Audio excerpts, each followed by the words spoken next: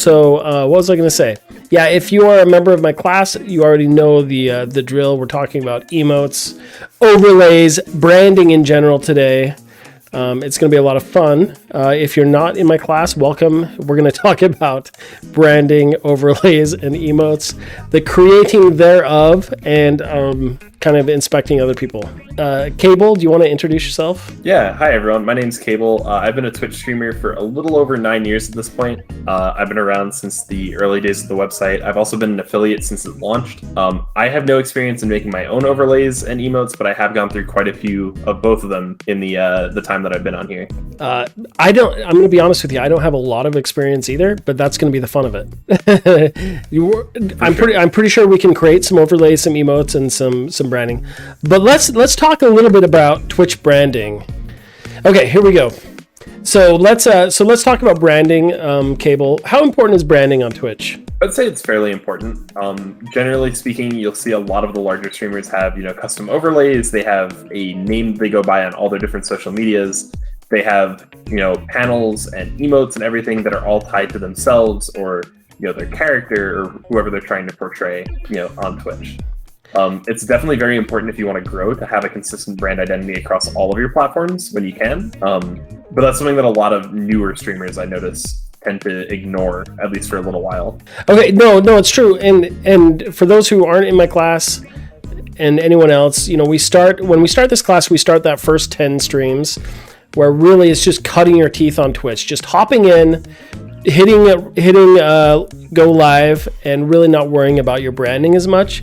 And that's probably a good thing because you're just trying to discover who you are, figure out what's going on. And then by the time you get to your stream number 10 to 20, you're starting to figure that out. Cable, do you mind if we take a look at your channel? Yeah, you can go for it. I think my branding is a little bit different as, with VTubers. And you definitely have a character that you're trying to portray. Yeah. So a lot of the stuff in my branding is, kind of tied to that sort of thing. So it's all different, right? So here is your page. So let's talk about some of your branding, your art. What is the thought that goes behind it? Honestly, I have a few friends who are artists, and they've kind of crafted a lot of my brand identity for me. At one point, my model had like a large amount of thighs on it, so they ended up just focusing on that for all of my art for my channel for a very long time. I moved away from that, but I've never gotten a new header, so a lot of that old vestigial art is still there. In terms of my other stuff, I reuse art wherever I can. So I have a sort of blue color theme running through everything, and definitely sort of a high-tech sort of focus as someone who's doing a lot of esports. So I've taken all of my emotes and I've reused them for all of my panels as well. All the art is done by my friend Girl DM, who's a rather large partnered streamer. And then I have my overlays done by another friend of mine who's good with graphic design. So I've just tried to be as efficient as possible with that. So any art that I've gotten made for me once, I try to reuse as many times as possible. Awesome. And I like how cohesive the whole thing is. So what I like is you're using your emotes, which means they all look very similar, but they're using different expressions, right? Exactly. I actually have two different artists who I've had emotes made by, but I've tried to keep it consistent. So anywhere where I use graphics from one of the artists, I try to keep it always with the same artists. Oh, are you starting to come into your own? Like now that you've got several streams under your belt, are you starting to feel like come into your own? I know 8Bitten said their experience an awkward part where they've been streaming the same game for a long time and now they feel inclined to play it now.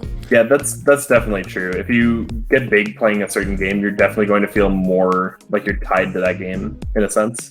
Yeah. I played Overwatch for many years, and for a while, that was basically the only game I could get people to come to my channel to watch. Yeah, so a lot of the advice I hear is if you're planning on streaming variety, just do it now, because the longer you stream a single game, the more you're going to get dinged when you switch. So exactly. So a lot of times, the viewers will come here expecting a certain game to be played, and so once that expectation is broken, you're going to have a dip, and it's not a bad thing. That's expected, especially if you're getting sick of playing that game. Just know that you'll then have to build up a new audience. And if you train your audience to know that you're going to be playing different games, several other games, then that's what they come to expect. Yeah, for me, that transition kind of came when I moved to VTubing instead of just doing no cam streaming. That was kind of the point where I started to move more towards variety and away from other things. In fact, one of the stream teams that I joined had a requirement that you had to be streaming, different games every 3 streams. You couldn't stream a single game for more than 3 streams in a row, and that kind of got me out of my comfort zone, starting to play like different games on stream. Not to talk about myself. Yeah. So the last year I've been really focused on like Mario Maker viewer levels. And I'll tell you some of the full transparency issues I've had with that. Is that when I started doing that, the Mario Maker 2 at the time was a lot more popular than it is now. That's the problem. Is you'll pick a new game to stream that's popular at the moment, and as that game gets less popular, the less viewers you have, and that can be frustrating because then you feel like you're stuck in that game. But I kept sticking to it because I felt, well, I enjoy playing the viewer level, so I'm going to keep doing it.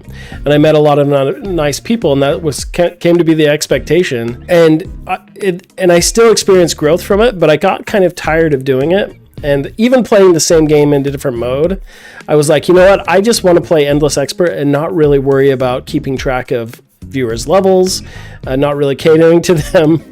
And so I just stopped doing it. And what I noticed that it didn't really matter. People still came to watch. And then I'll play different games and people will still come to watch. I won't be as popular, but that, to me, it's more important that you have fun playing what you're doing. And if you're consistent, like some of them will stick around because they like you. Some of them will stick around because they're getting something out of it, like you're playing their levels. But at the end of the day, just be you and just do what you want to do. And that is what people will find and enjoy. Cable, from your images, I would from your panel, I wouldn't really guess a specific game. Yeah, I definitely tried to move away from a specific game. I included some like FAQ questions at the bottom to kind of explain my path through streaming, and I've definitely focused more on some games than others over the course of my streaming career. But as of now, I've kind of streamed just pretty much anything that comes to mind. So let's chat about that. If you had a theme or overlay in your panel that was kind of specific to one game, do you think it's that bad to play other games? No, I don't think so at all. Yeah. I think there are a lot of people who are kind of tied to their main game, especially like esports pros. You'll see, streamers for like Cloud9 or any other team really, and they'll be like, they're a League of Legends player, or they're a Fortnite player, or they're a Valorant player. People like to watch them for their skill at the game. So if they play a different game that's in the same vein, not a problem. If they play a different game that's, just entertaining, they'll still watch them just because they like their personality. I don't think it's necessarily a problem if you are tied to one game. Okay, so this was Cables. I'm just going to click on one of your socials. I'm going to click on Twitter. I'm going to see how well it matches your theme, just out of curiosity. Let me check my Twitter really quick. Do I dare? Okay. Probably. Or your YouTube. Can I click on? I haven't updated my YouTube in a while. I think my Twitter is fine for the most part. It's okay. It should be fine. It's okay if it's not, Cable. This isn't. You're already the TA. You're not being graded. No, I was concerned about Twitch TOS. I don't. That's what I thought. So I was waiting. Yeah. Okay. So it should be fine. Okay. Let's see if it'll pop up. All right, Cable. A lot of what I do on Twitter is like, there's a lot of memes, there's a lot of ironic humor, and a lot of interaction with other streamers that I collaborate with quite a bit. So this actually a lot of the same artwork. Yeah, it fits your theme really well. I mean, there we go. Stream schedule. I try to release a schedule every week on Sundays. I try to keep all of my social media information up at the top. I have information about not only my professional social media, but also my personal social media. I hop on whatever meme trends are going around and stuff like that. And so I'll post announcement links to my different streams and things like that. And I'll usually ask Twitter what I should stream if I don't have any idea going into a day. That's awesome. Oh, your YouTube is legit too. Let me ask you. I haven't updated it since my first model at the start of 2019 about. So it features a lot of like older videos and older content that I'm not really super happy with anymore. Some other ones too. I know the students all went and researched some other streamers. So since I forced Cable to show here's mine. And so let me ask you this, Cable, while we're doing this. How often should you update your brand? I try to keep mine up to date as much as possible. I think there's no like hard or fast rule for it, but anytime you make like a major change to your brand, that's definitely something that you should think about, is updating it to fit whatever you've changed. Okay, so here's mine. Let's see. So I'll just talk about mine for 2 seconds. I actually edited my about page last year during class. And so I think it's about time that I updated this. This was like really quick during my streaming class last year because I felt my front page was pretty sad, and so I just wanted to unify it a little bit. And I've been playing a lot of Mario. I didn't want it to be 100% Mario, so I just added the clouds and the blue and the green in there. Pretty simple. So we'll go over it today in class, just making something simple like this. It's pretty straightforward. But I tried to keep it all kind of simple, and I think even me, like my schedule, I think is off. So a lot of stuff. One of the things you might want to look into is there is now a built-in schedule system on Twitch that will notify people when you go live or when you're scheduled to go live. Right. Which I noticed that a lot of my friends have started using to kind of schedule their streams. I haven't looked into it myself, but it's definitely improved their engagement, I think. So technically, actually, I am using that. So I have it updated on Twitch itself, but I evidently have not put it on the front panel, which I totally should. And it's actually pretty nice. Well, we can talk about that later, but there is a scheduling built in to Twitch now.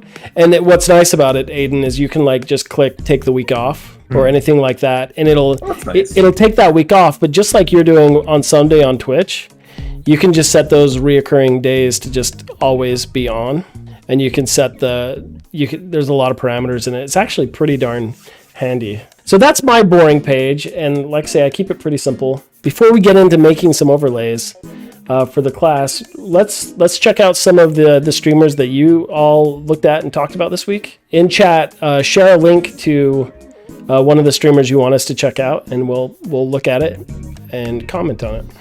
Who has an amazing Twitter or Twitch branding profile? All right, Barry is streaming. That sounds awesome. Oh, this is cool.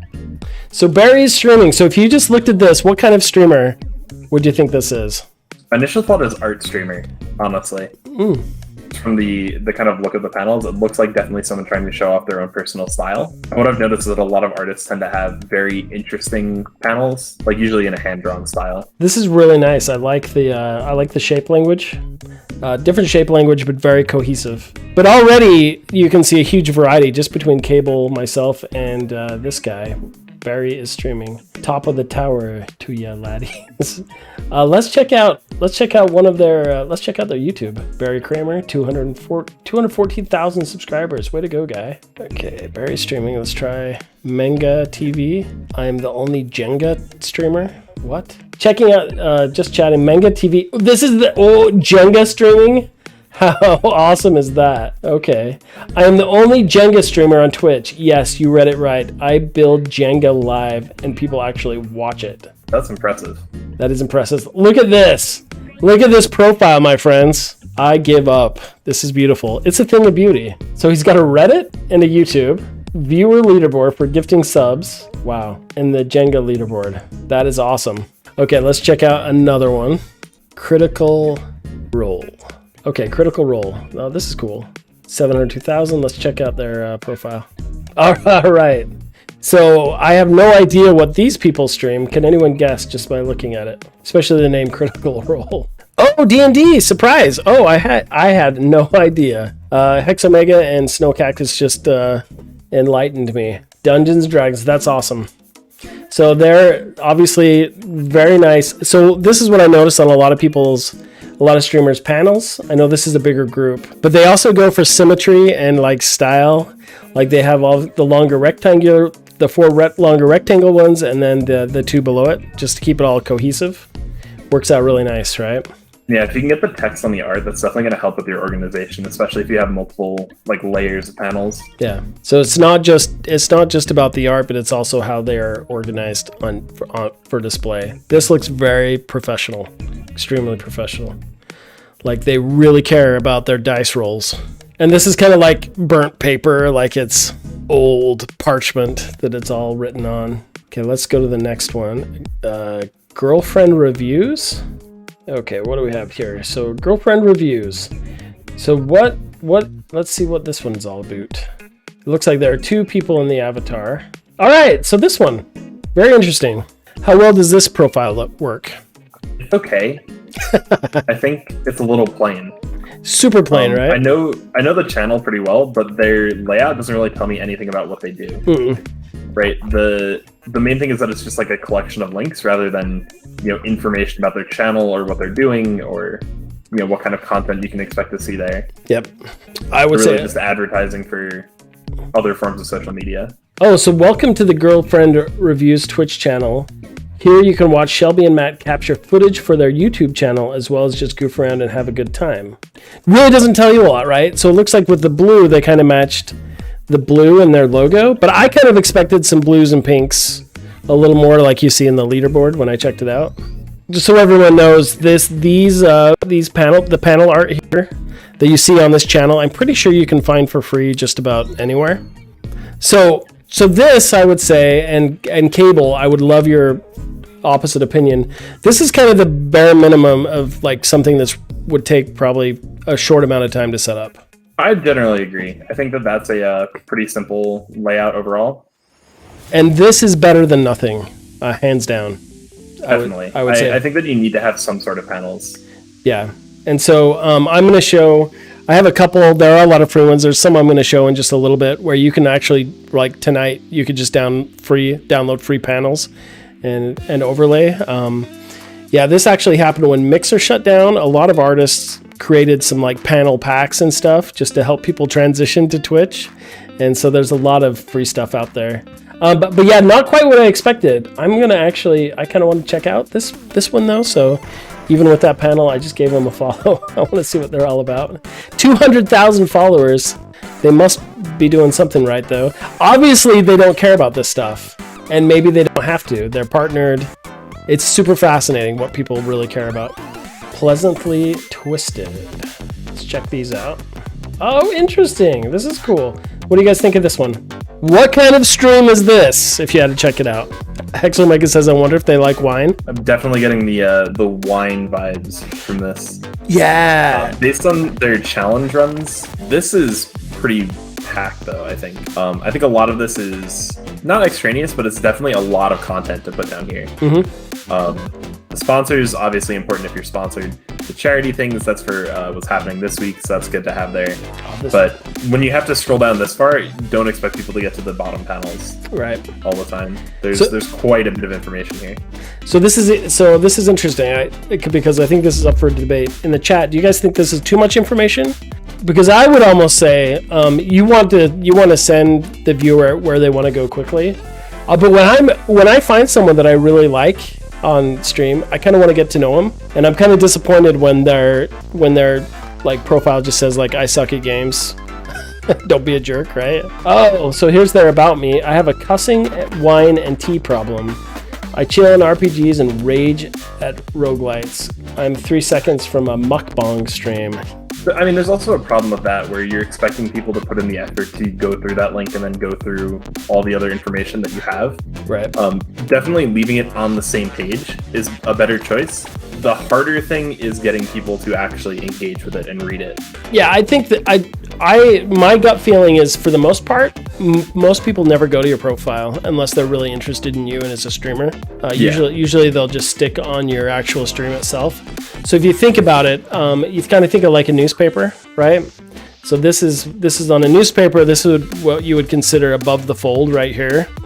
And they always talk about that. If you have an article in a newspaper, they always ask, is it above or below the fold? Because that kind of tells you if you're important or not. Because a huge percentage more people will see whatever's above the fold than what's under the fold, right? And so this, I would say, this right here, this big screen, this is what people come to watch. It's above the fold. Not as many people are even going to check out down here. So I think know your audience, know what they expect. I would almost say, if you want to be extemporaneous and write a whole bunch of stuff, I really don't think it's going to offend anybody. But that is just me. Personally, I'm offended when the information I want to find out isn't there. But this is interesting. Maybe she was drinking some wine while she wrote this and just kept writing. It would fit the character. I think that's good. Another really good thing that you can do is, if you do want to lead people to your social media or things like that, put it in the chat. People are always looking at the chat. They're going to check it if you have it pop up on like Nightbot on a timer or something like that. Yep. Which mine does annoyingly, right? Okay, so let's check out another one. Maximilian Dude. This guy looks awesome. All right. Yes, we have a new one. We haven't seen one front panel page that is alike. So what kind of streamer does this guy seem like? I'd be cheating if I answered that because I do actually know Maximilian Dude pretty well. So yeah, I followed his content for years and years. Oh, awesome. Yeah, his content is really good. I remember following him like years ago when Marvel vs. Capcom was still really a thing. Now he just plays like every sort of fighting game. Oh, that's cute. Oh, that's awesome. Holds up his pet. Drives around in a DeLorean with his buddies. I'm not going to click on Twitch Plays Pokemon. I apologize. Let's try this one. Cricken. Okay. This is pretty interesting. What do you guys think of this? Cricken is a YouTuber turned game developer turned Twitch streamer turned busy guy. His approach to games could best be described as a bold performing surgery with a scalpel in a china shop. He makes and breaks the games he loves. Okay, are you ready to start making some panels of our own? Are you ready? Yeah, why not? Let's do this. So I think the first thing I'm going to start with let's start with a panel. Actually, before we even do that, I want to talk a little bit about color. So if you notice a lot of these, we didn't really talk about the color choices in there. But one of the things I want to talk about with the class is how important color choices are. And so I had a couple images I want to share. Let me see if I can track them down right here really quick. So when you think about color, it's pretty important because that's the whole feel of your site. A lot of times you can look at the colors of like the games you're playing and kind of why everything is using certain colors. So there's a certain like a color emotion guide you can look at. This is a brief overview, but you think about the color palettes you use in your game actually tell a lot about the type of games and the type of gamer you are. And so think about that when you go. So some things you didn't really know, or maybe you did know this, and this is just old news, is that with colors, they all have a feeling and an emotion tied to them intrinsically. And you look at this when you go out and you buy products. A lot of times, the colors that they have on them is very indicative of what you're selling. So if you look at these are actually pretty true. Yellow represents optimism, clarity, and warmth. Orange is friendly, cheerful, and confident. And red is bold and exciting and youthful. The purple type of colors are creative, wise, also questioning too. Kind of like a mystery type of thing, which I always thought was kind of funny. Taco Bell has a lot of like purples in its logo. And I think that's because, you don't really know what you're eating. It's a mystery. And so they use purple. It's very important. I wouldn't have it any other way. Blue is trust and dependable, and peaceful is green. If you look at these logos that actually use it, green for growth and health, like Deer Tractors, Whole Foods, Animal Planet, Tropicana. Interesting, Android is green as well. But a lot of these that are green represent like growth and health, and like it just makes sense, right? And peaceful feelings. Balance and calm, like that black and white logos. They have like this contrasting balance to them, and they feel kind of strong and calm, right? Snow Cactus says, rest in peace, I had Taco Bell today. No need for the bell, I'm told. But really look at those logos and why they do it. Like McDonald's is interesting. They've got yellow for optimism and clarity. Yeah, it's super, super fascinating. And all those colors truly get a different response from whoever's viewing them as well. If you'll notice, if you ever go to YouTube and actually look at a lot of thumbnails, pay attention to the colors they use because people that know what those colors mean, they regurgitate them nonstop. So there's a lot of studies on, and I couldn't repeat them right now in the chat. I could probably look them up real quick. But they look at click rates. Different colored buttons on different colored pages will actually elicit different click rates from the people looking at them on a web page. And so it's just you can actually tie into the emotion. Actually, I think it's red is the most clicked on color. So if you really want something to stand out and be clicked on, red is a strong emotional color. Excitement, like I said, youthful and bold will get you to click on it. I'm actually running a study on my YouTube channel right now where I'm doing a series of shorts, like really short videos. They're kind of like TikTok videos of the gaming. And I'm actually recording several of these like 30-second videos. And the majority of it is a single color. So if you actually look at these colors on my Photoshop, these are the background colors I'm using on some shorts. I have one that's red too, and a stronger yellow. But I'm creating like 30 or 40 of these and posting those and kind of studying the click rates on each of them and see which ones are clicked more just based on the colors. Because other than that, they look exactly the same. So far, I've only done yellow and blue, and yellow is winning by far and wide. Like the yellow black backgrounds are just clicked on a lot more than the blue. So I'm just kind of looking into that. 8-Bit says the YouTube philosophy. Yeah, so it's really fascinating the emotional effect that color has on people. Of course, if you're colorblind, it's a different effect, but the majority of people are actually influenced heavily by what colors they use. So definitely, as you are creating your brand and what you want to do, think about the colors especially. And if you need a little help doing that, there's some tools that can help you do that. So I wanted to share some of them. This comes from the art world, but one of my favorite tools for finding good color palettes on the internet, but it's the color.adobe.com. It's the Adobe Photoshop like color wheel. So if you know anything about color theory, we talk about this in my concept art class, but you have analogous colors, monochromatic colors, triadic colors, complementary colors, split complementary, double split complementary. It gets pretty complicated. And so Adobe has actually made this pretty awesome tool where you can choose a color and then figure out which colors are analogous to it, monochromatic to it, complementary, etc. You can actually grab the colors around these and it will pick like an analogous color palette. Or if you want to go for like complementary colors, complementary color, it will automatically pick that for you too. You can just kind of scroll it around the color wheel and you can get these color palettes that are complementary. So if I wanted like a red complementary color palette, you know, I could pick something like this, and then I know that I've got these tones of red, these tones of green, and they're complementary. If we want to talk like kind of like I was saying, like do something a little bit like triadic, where I wanted maybe some yellows and maybe some reds, I could play with that too. And there's this other one I discovered called coolers.co. There are a lot of these palette choosers, but this one is like just touts itself as a super fast color palette chooser. You can actually grab like an existing picture or maybe a box art from a game you play, and you can actually import that.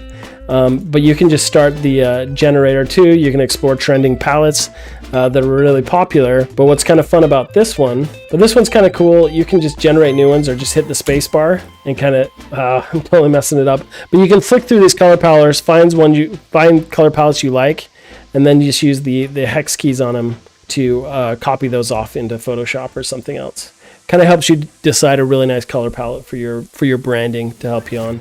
And you can always change that later on. So when you see a lot of like black solid logos, they signify power and control. It's considered a little bit intimidating, but it is also considered refined and elegant and confident. So when you see just like a simple black font as a logo, it shows that it's a little bit more cold, but it's also very elegant, simple, and stylized.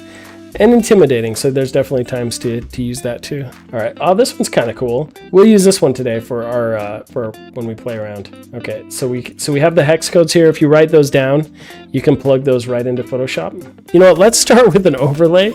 Let's create an overlay, and you could make your own overlay, right? But we're just gonna start a new one. So create new. This one should be pretty obvious. It should be, right? Hex Omega cable. That's 5 bonus points for Hex Omega. If I can figure out how to give bonus points, I will. You're just supposed to say yes. Okay, sure thing. 5 bonus points. There you go. 1080. Yes. 1920 by 1080. So we're gonna hit OK. We're gonna create that. I will hit create. So here we go. So for everyone that's wondering, that's the screen size, and watch this thing chug. So here we're going to create our overlay, right? And so we want it to be, Hex Omega says, yay. We're going to do this really simple. This is going to be Checkpoint Professor's new overlay, and we'll actually put it up on the screen here. I'm not looking at any other overlays, so I'll just ask the class, what do we need first? I think I know what I'm going to do. We're just going to goof around. There's no wrong way to do this. Well, maybe there are. There are wrong ways, and then there are wronger ways, probably. So I'm going to create a new layer. And this allows me to actually delete the background layer and have something that will be transparent. And I'm going to create another layer just for a safety net behind it. And so I'm making sure I'm not coloring on a base layer. So let's start with some of those colors we talked about. So if I double click this color palette, I can look at that. Okay, look at this color palette. We're going to have this be like orange and blue. So if we look at those hex colors here, where is it? So here's the code I can punch in. So we're going to look at that blue, that dark blue, just for the heck of it. 054A91. Okay, so that is that blue that we looked at, and then I'm going to add that orange as well. I'm going to do something weird. I'm going to do a gradient. I don't know how this is going to work, but this is all experimental anyway. So F17300. And so if you can see over here, I'm going to slide this over. I got the blue and the orange on the far sides. I don't know what I'm going to do with these. We're just going to have fun with it. We'll see how that does. I'm going to choose a different brush here. We're just going to do a gradient on this and see how that works. There we go. Oh my goodness. This is barfy. We're just going to do it though. So those are those two amazing complementary colors. This is going to be the start of probably the most beautiful overlay that you're ever going to see. Essentially in an overlay, we just need a place for the screen to be, and we need a place for me to be, right? So here's how I think I'm going to start this out. Aiden, this is kind of funny because I don't make these either. I've never made one. Okay, so I'm gonna go back to blank. Let's box this out first. So I'm just gonna choose a 50% gray, and I'm gonna decide. Right now, I'm gonna use this as an outline. Okay, we're gonna start with an outline. So what I need to do is say where the screen is gonna be. Right, and this 1920 by 1080 is the screen size. So basically we want to use that equivalent for another box here, right? So I'm going to create a box. Actually, what I can do, let's do this. This will make my life easier. For this aspect, I'm going to actually duplicate this one. I'm going to actually fill this in gray. And this actually makes my life easier. I do anything I can to get out of doing math.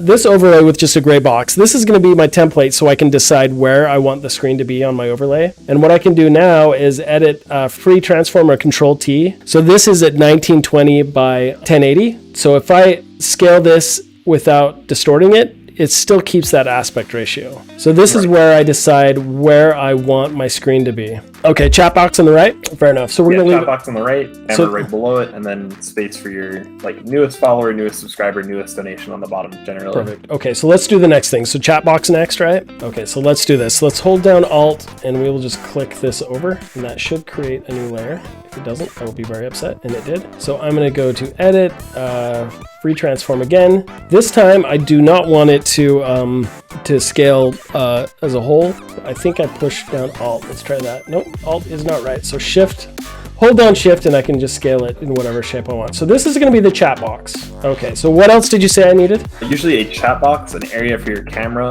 and then an area at the bottom for newest follower, newest subscriber, newest donator. Okay. Any sort of alerts that you want to have. Right. Or scrolling tickers. And so what do you think, class? What should we have? How many of those should we have? How many shout outs do we want at the bottom? So here's a little teaching trick. If you create something ugly for your class, it gives them confidence that they can do something good. So that's the philosophy we're going with. Actually, we're having fun with this. If I really wanted this to look good, I would not do it on live stream, having never done it before. So this is fun. Okay, so these will be the spots for my chat dialogue. So here's my question. So with the chat and the newest subscribers, I don't need to be able to see through that, right? Those are actually something that will sit on a background. So the question is the gray background okay, or do we want to do something darker or lighter? What's your opinion? I think gray's usually fine. As long as it's legible, all the text and everything on there. Okay. It's not really a problem. Okay, so let's do this. Before we do this, so now we want to do the camera box, right? You could try circle. We should try a circle. Okay, let's do that. So if we put a circle down here, and maybe we'll let it overlap a little bit. This is probably the most beautiful overlay ever created. Do we usually have a text for newest sub and that kind of thing, or does that come with the For those, you'll typically have the text already on the overlay, and then you'll have a second text source below that's pulling information from Stream Elements or Stream Labels or some equivalent program. Okay, perfect. Okay, so we are going to create, so this is newest sub. So what should we, newest sub, newest follower. So I'm going to select all these, and we're going to change the text color. We're going to do that. We're going to make it bold because we want it bolder. Scoot them up just a little bit. Control G to group them. Now we can do some blending options. And so if we want some stroke, or if we want a dark line around those, we can click on stroke right here. If we want to do a drop shadow, make them pop up a little bit, bring it in, change the spread a little tighter, make them pop a little bit, right? We got our newest sub, newest follower, recent donations. So we can do something similar with all these boxes as well, just to give them a cohesive style as well. So I'm going to select all of the gray boxes. And what should we do to these ones? We can do some blending options just to make them pop a little bit more. So this is how to create one, but I don't know if it's so we're not creating something amazing. We're just showing how to do it. So we want to make sure that this now has a transparency to it so you can actually see through it, right? So one of the things we need to do now is we actually need to delete some of the background on this. It's that one. I want to keep that circle separate. So any of these that I want to remove the inside of it, I'm going to separate these from the two a little bit. That way I can just use like my magic wand tool, select the inside of that and hit delete. And this will make that transparent so that I can then have my my game actually be underneath it. So hit control and undo that. And so this one, this circular one, I actually want to keep this line here so it kind of keeps those together. So we would actually have to do some kind of rounded mask for this to make it look right. You might just be able to put the camera resize below that instead of having to add like a mask or anything. So I think because the overlay is going to act as the mask. Right, but you're still going to see the corner of the game come through, I think. I might want to actually keep this gray then. It depends really on how you layer the sources. So if you put the game on the bottom like most people do, your camera will be right above it. Right. And you won't have that issue. Okay, we will find out. That is something that you can solve in this process, but it's also something that you can solve in OBS. Okay. This is, yeah, we are playing this by ear, my friends, so we're going to try it out. So this is the 2-minute overlay. So it should give you an idea of how easy it is to create an overlay in Photoshop. However, to create a really pretty one, you do have to have some Photoshop art skills, which I did not put a lot of effort into this one, so I apologize. But functionally, it is an overlay. So we're gonna save this whole thing out. We're gonna go export as, and we're gonna export it as a PNG. That way it has transparency to it. Here you can see my OBS. Oh, and hopefully that hurts your eyeballs. So let's add this overlay in here. So we'll just hit plus. So we want an image, and we will create a new one. We will call this overlay. Hit OK. So here's my overlay, and I'm going to move this over so you can just see what's happening in OBS in real time. This is awesome. This is like the overlay for like teaching grade school, I think. So Cable, what do we need to do next? Yeah, so the biggest thing is going to be moving your camera into the correct position, which is going to be that sort of bottom right area, and making sure that the overlay is your top layer, your camera's right below that, and then anything else that you need is going to be below that. For your newest sub, newest follower, and recent donation, you'll need to get a program like Stream Labels or something like that, and then you can create a text source that'll read from file. So I've got me moved over to my little circle right here. You see my arm goes up through the corner there. So I'm wondering on this stream, how long would it take us to get this fixed? All you'd have to do there is just add a circle mask to your camera. Okay, so we'll do that really quick. We'll actually get this to work, except for the newest sub, newest follower, that stuff. Tonight is just for doing an overlay. I should flip my camera horizontally. The next thing is, it should already be functioning, but if you have a chat overlay, or a chat display, you can add it to that top right section. Yep. And the main thing that you're going to want to do is just make sure that you resize it to the boundaries of the box that you have there. And then we also want to move our screen within this border. So you see right now this is my entire monitor screen capture here. So if I set it right underneath here, right to those corners, you can see it fits pretty snug. That's what we're saying we kind of need is that camera filter right here, right? So this would be different. So really what I should have is not a green screen if I'm going to do a circular overlay like this, because something needs to be behind me. Right now it's just black, right? So really if I turn off my green screen, then we can work on fixing this, right? Doing that, because I kind of want to do that for the class. So let's go to my filters. I'm going to turn off my chroma key. So now you can see my green screen. So basically this green corner coming up here, I want to fix that. So you were saying I can do a circular overlay in OBS? Yeah, so using the filter or mask tool, if you have a just circular overlay somewhere, you can use that as the mask. So I need one though, right? So let's make a circular overlay. I would just grab the same dimensions as your camera, which usually is in like widescreen, so like 1920 by 1080, and then just putting a circle directly in the center of that. Okay. That touches the boundaries of the box. You know what? Here's the way we're going to do it. Oh, here we go. So look at this. So I just Googled circle filter for OBS. So I could grab any of these. So this one is probably just right. I think this is probably just what Aiden was just talking about. And so if you can see, like, anything that's black is going to be, actually I want to invert this, right? No, that should be correct. Oh, that should be correct. White's the area that's going to be shown, black is the area that won't be. Okay, perfect. Okay, so I'm going to save that. So under filters, and we went over these filters, right, in class the other day. So we're going to choose another filter here. And so that was a crop pad, image key, scroll, mask, image mask blend. So that's what I want to select, called circle, open. So that should cut that out. And so I should be able to fit this right into that spot. Look at that. Okay, this class has been how to make the most amazing A+ #1 overlay ever created for Twitch.